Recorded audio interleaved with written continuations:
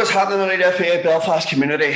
Hope we're good. Hope we're good. I think I'm 2 minutes early for a change. I'm early on to this. What's going on? Hope you're well. Hope everything's good. There's a change in the weather. There's a change in the mood. Fucking poetry this morning. What is going on?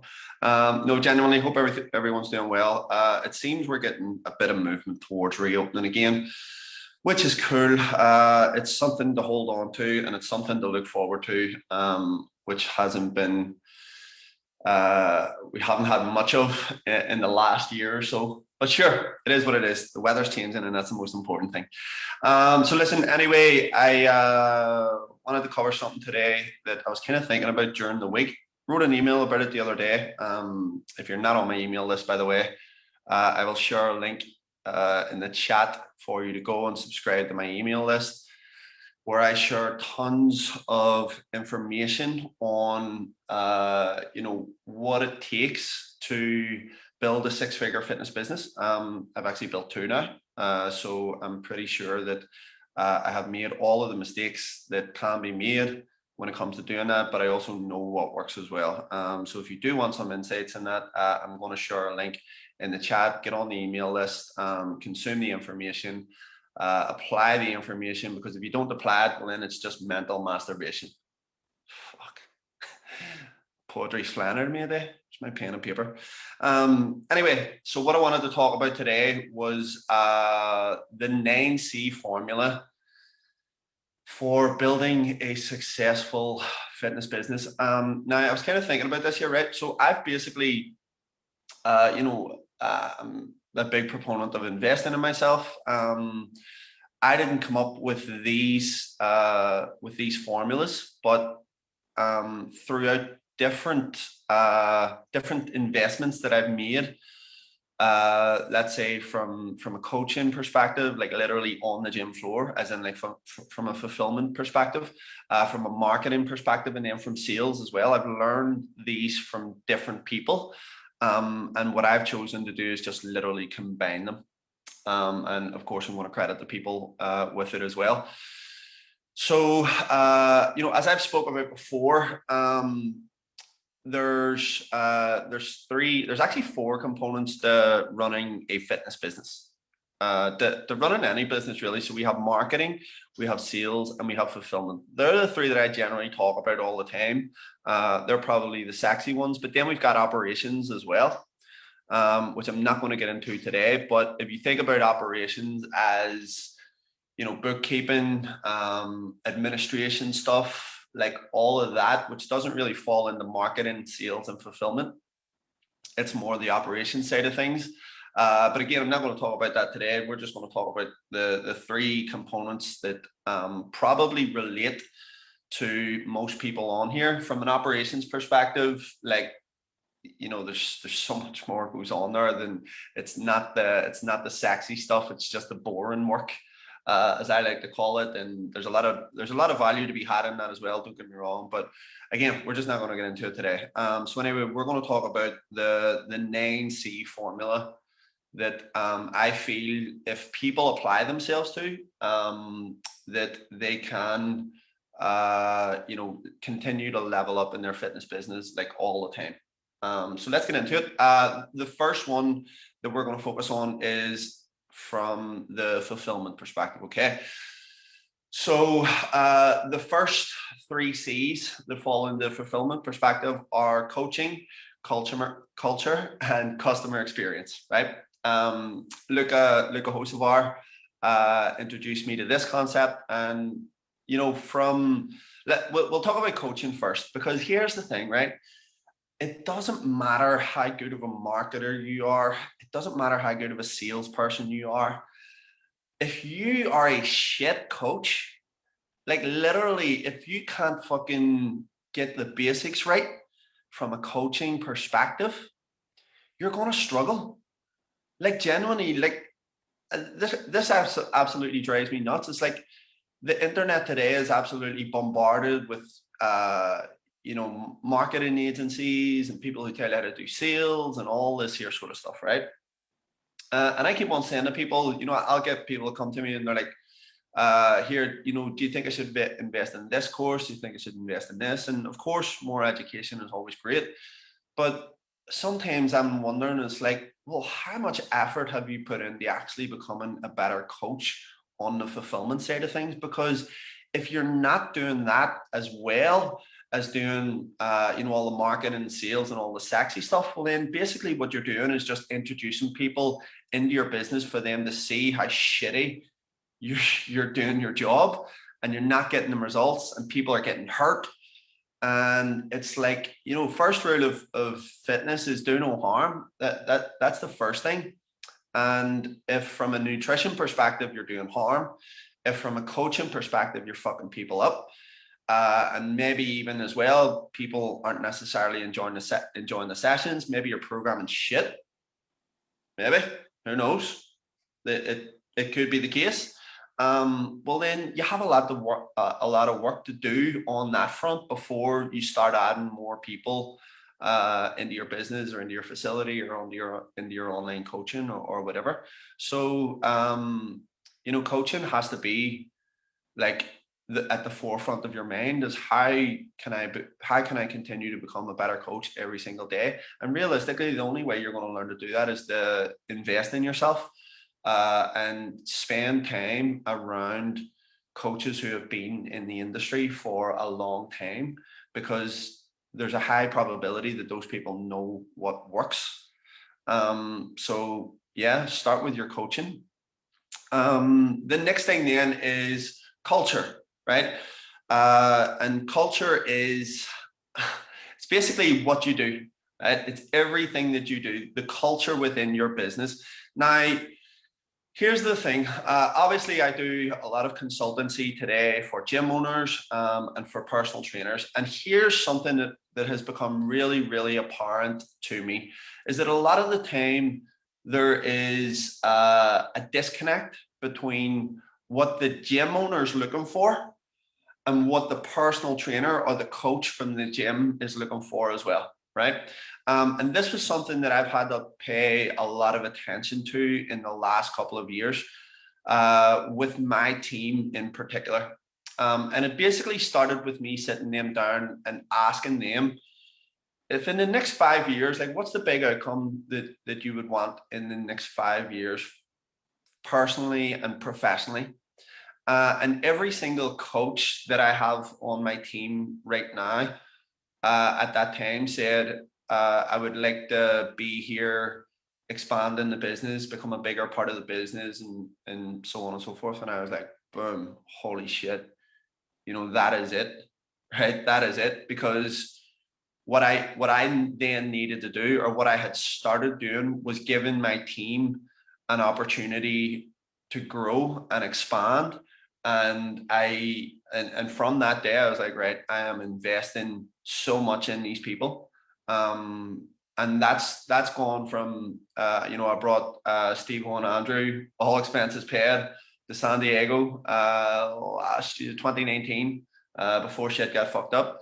Their hotel, the event, everything, and that has paid me back like literally 20-fold.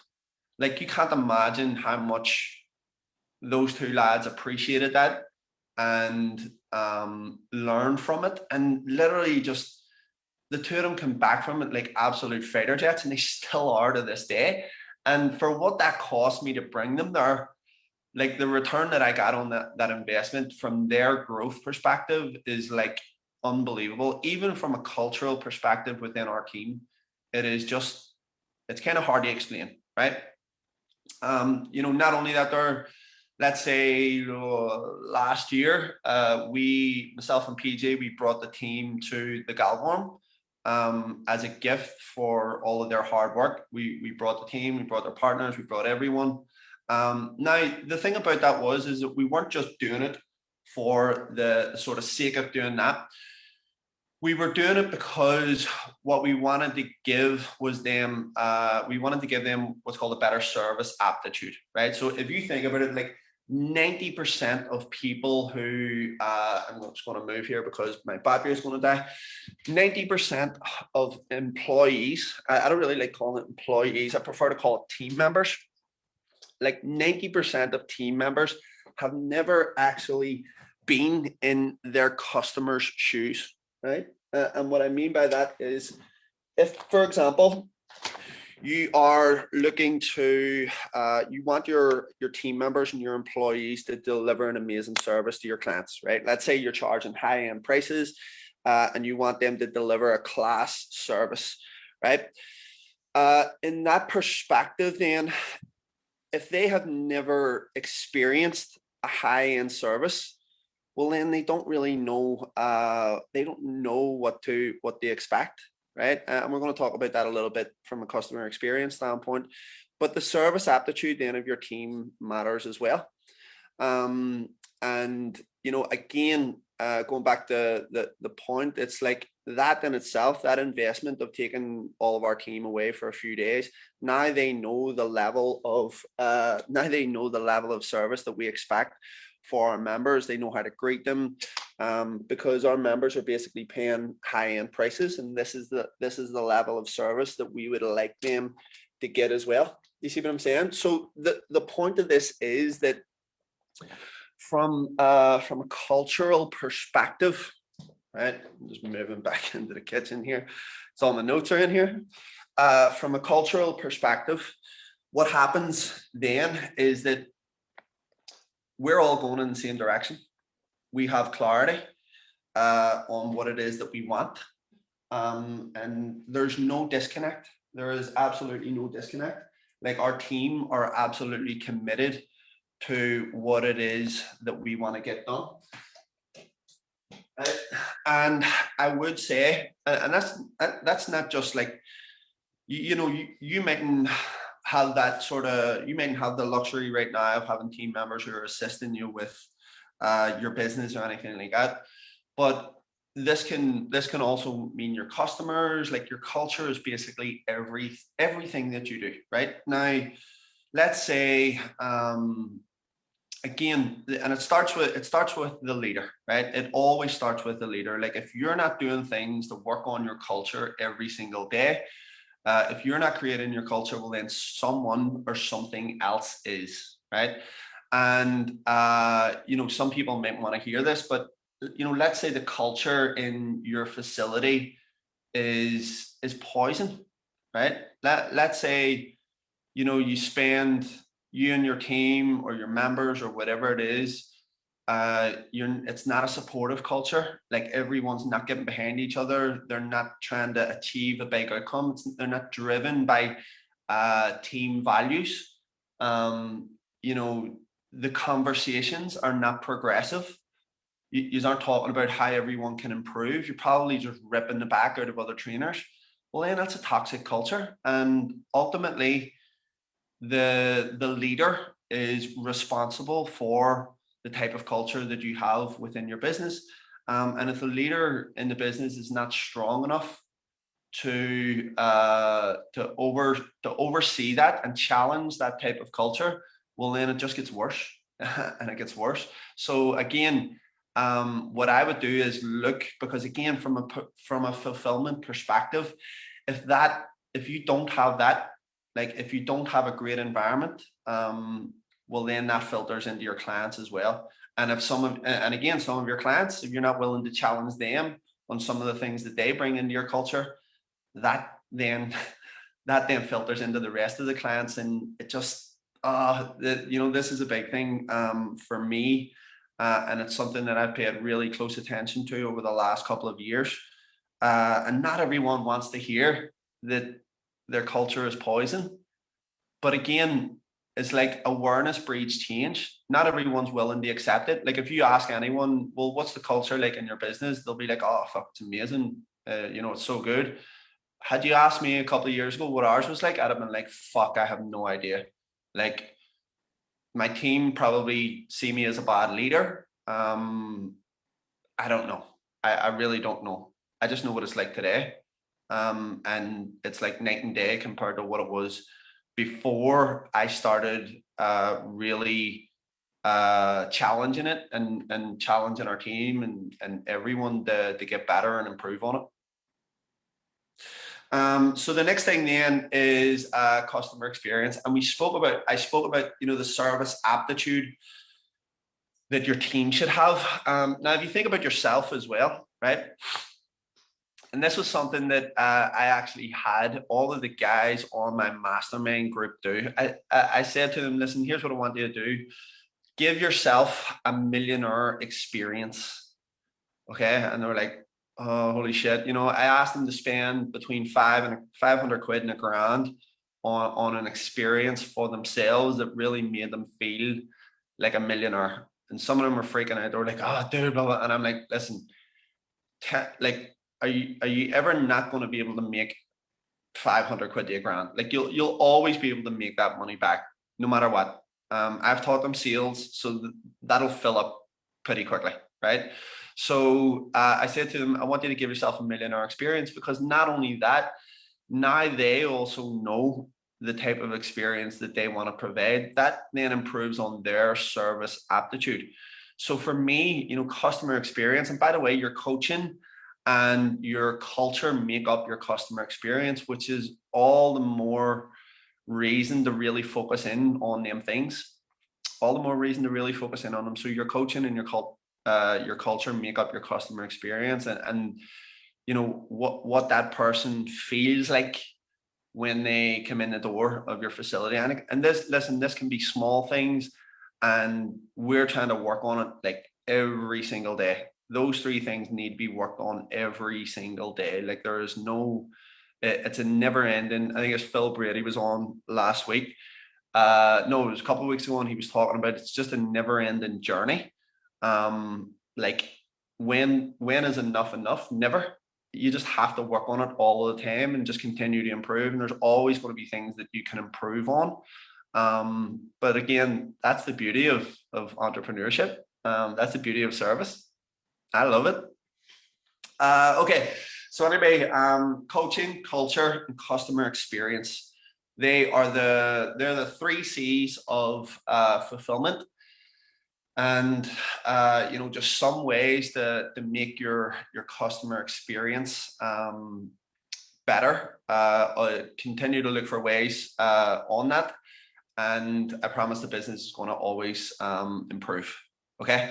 So the next thing then is we have marketing, which is basically consistency, credibility, and curiosity. And I've done a video about this here during the week, right? So let's address consistency within a marketing perspective.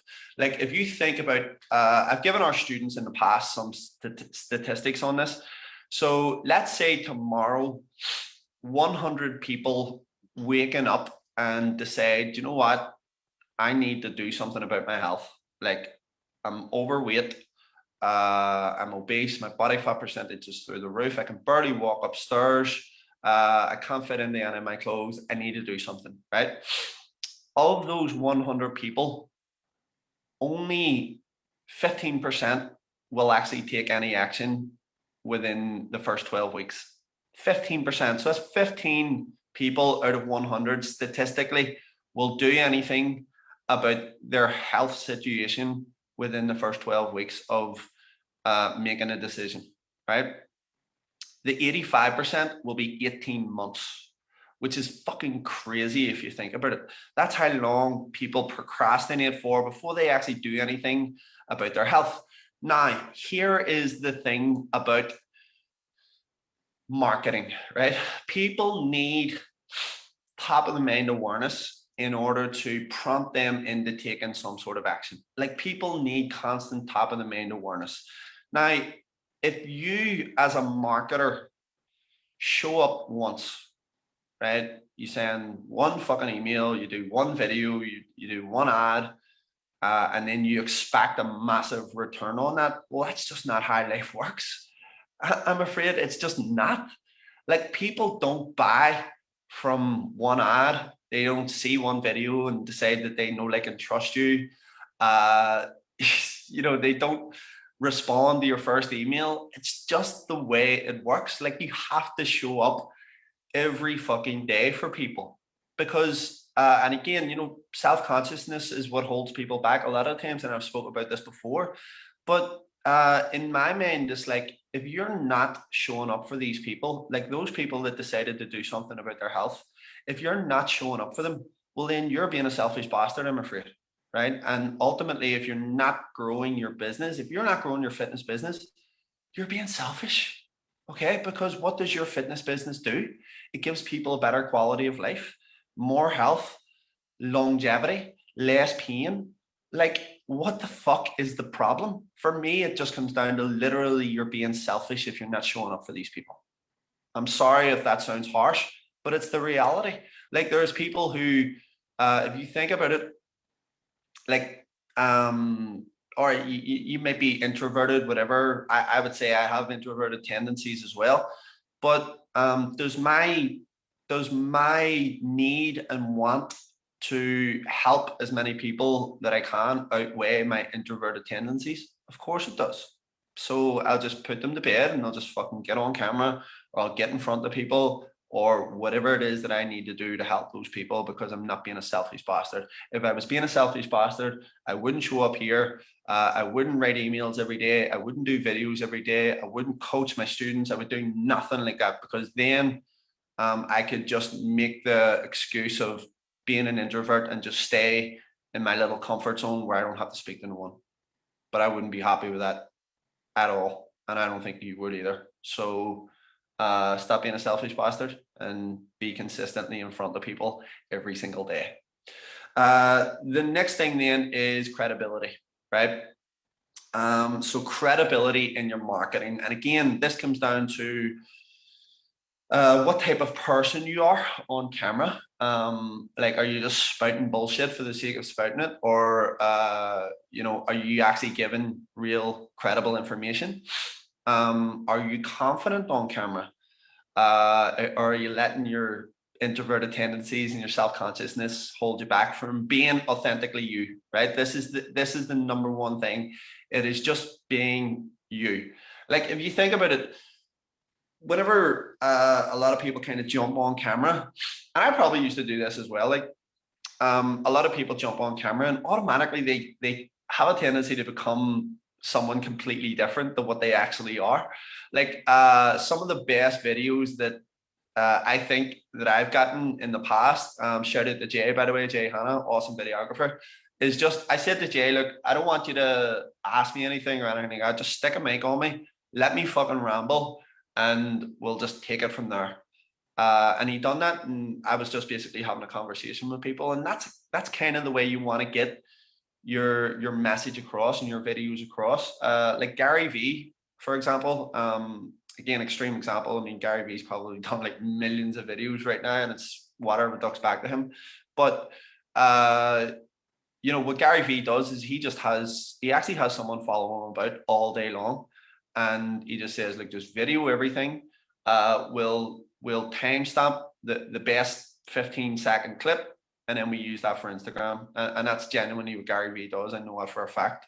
So that 15-second clip is literally the highlight reel, and the rest of his day is probably just board meetings and whatever else. But again, he talks about authenticity a lot, and he's just authentically him on camera, and you can tell that, and that comes across, and that's infectious. And when you do that, when you're just you, people just automatically gravitate towards you, because they want to be around someone who's authentic and who's being genuine. And that essentially gives you credibility in your videos as well. So just be you. Next thing is curiosity, right? So are you creating curiosity in your marketing, right? And what I mean by this is, so let's say going back to our statistic earlier, 100 people have decided to take action on their health. So your job from a marketing perspective is to simply communicate the problems that customer, or sorry, that prospect has in their mind. You communicate their problems to them. So you'll highlight the problems. So you'll say, listen, you can't make it up the stairs. You're one pizza slice away from diabetes. You're going to die of a heart attack. Your kids aren't going to see you grow old. You're not going to be able to have a great quality of life for your kids, you're not going to be able to move off the sofa. And when you highlight the problem, and you like, automatically what happens is, though your prospects think or assume that you're the person to solve the problem, which you should be, you're not actually solving the problem on your videos. You're not coaching on video, because telling is bad selling. So what you want to do is simply highlight the problem, and people will say, here, I seen you mentioned this here. What could I do about this? All right. Or let's say you just give simple tips around nutrition or whatever it is, but you're just giving not at all, but just enough bits of micro information away in order to get people to take action, right? Because here's what happens. See, if you give it all away, it does not prompt your prospects to take action, because it's free, right? And I've spoken about this here many times in the past. Like, if you give coaching away for free, people don't value it, and then they don't get results. So it's not about giving all of the information away and giving all of your knowledge away, and solving all of their problems on video. You just give micro bits of information away to get them to actually take action, because the real value is in coaching and accountability. Anyone can fucking do a workout with Joe Wicks on TV now, but is there actual value in that? Like, how many people, because they haven't paid nothing, are actually going to show up and do that every day? Very, very few. Very few.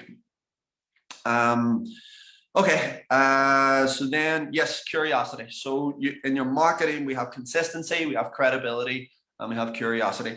And then our final 3 C's, and I got these from Jordan Belfort, by the way, is certainty, clarity, and courage. And of course, this comes from sales, right? So a lot of these, I would say, are questions that prompt, I would say, self-awareness around your product and service. So for example, if you don't have certainty, and Jordan Belfort says that within, and this is true, people make what's called unconscious associative connections.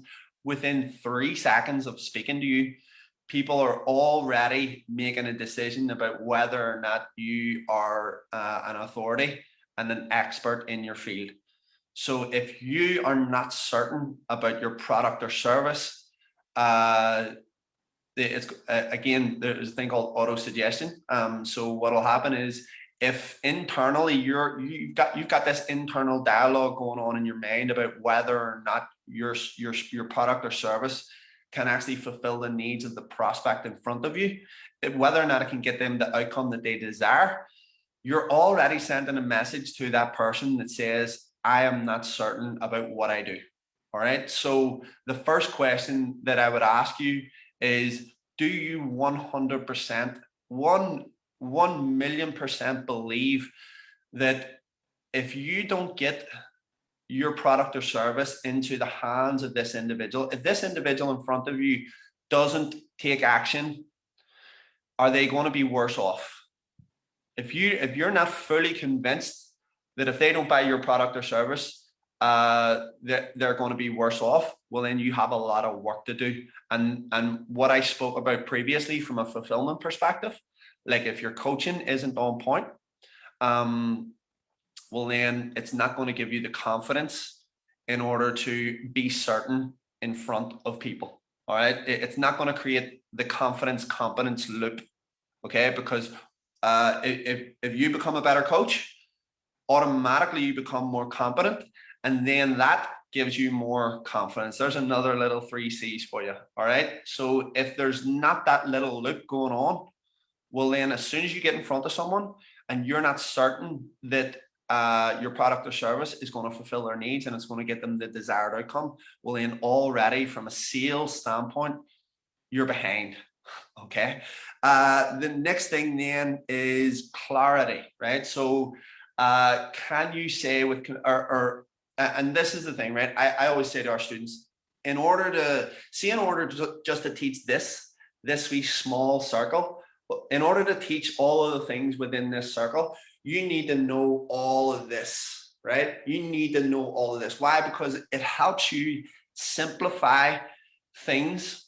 It helps you create analogies that help your prospects understand things on a much more simple base, right?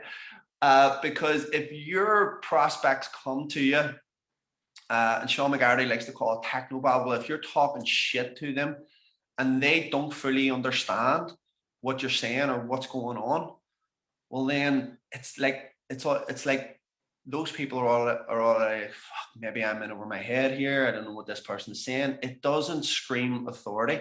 So what you want to have are simple stories and simple analogies that help break things down and make it more understandable for your prospects and for your customers. Okay, and that gives clarity.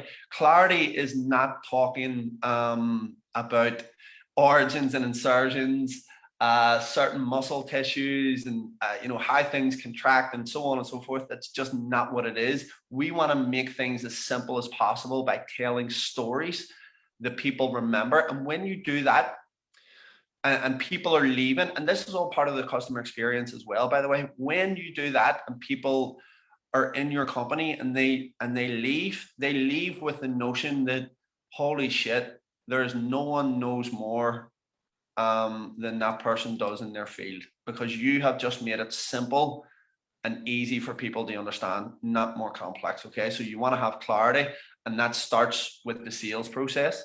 So for example, someone comes in with a weight loss goal. You don't want to start breaking down micros and macros and all that sort of stuff, because already that's way ahead of where people are at. So you may tell a simple story as, hey, listen, you see, if you deposit less cash into the bank than what you're spending, what do you think happens? Oh, you run out of cash. Okay, well, energy balance kind of runs like that as well, right? So that's basic. That's the type of story. I'm not going to get in that today, but that's the type of story that you want to create, because that's going to be more relatable for people, and that's going to give people clarity. And then the final thing is courage. Do you actually have the courage to hear and know and continue to move forward? For example, we spoke about this here earlier on, like consistency in marketing. One follow-up isn't gonna close a sale. Like, you have to be consistently following up, even if people have already told you, no, I'm not interested. Right? Well, if they say no, I'm not interested, you maybe don't want to follow up with that person. But maybe if they've said no and they've been a little blunt, you don't know if later on down the line things change all the time. It's just up to you to show up and be consistent. And do you actually have the courage that if you hear a no, to continue to dig a little deeper? Do you have the courage to be blunt with people on a sales call and give them the truth? Because a lot of the time it's what people need to hear as well. Do you also have the courage to say to people, this product or service is not going to be for you? Which is another massive thing, because again, going back to credibility, like if you do that, and if you say to someone here, listen, I know what you're looking for, I'm not the person for that, so I'd suggest you maybe go here. Do you have the courage for that as well? Do you have the courage to fail? Like, if you're convinced that the product or service will work for them, but then they experience it and it doesn't, do you have the courage to actually accept that responsibility as well, and ultimately make up for it? Okay, so there's tons of things to consider there, but again, the 9C formula, I absolutely love it, and it gives us a lot to reflect on, and yeah, I just think it's awesome. But anyway, I'm going to leave it here today because I gotta go and do some shit. But as always, it's a pleasure. I will leave a link to my website in the chat. And one more thing, if you haven't already invested in the Fit Pro Profit course, get on there, my friend. It's going to introduce you to tons of stuff around sales, copywriting, marketing, all of the shit that you need to know to progress things, and to get you up to speed for gyms, reopening as well. You know, obviously I've got my coaching program up and running. The guys on there are getting some awesome results. So if you want more information on that, hit me up with a direct message, and I shall see you soon. Adios.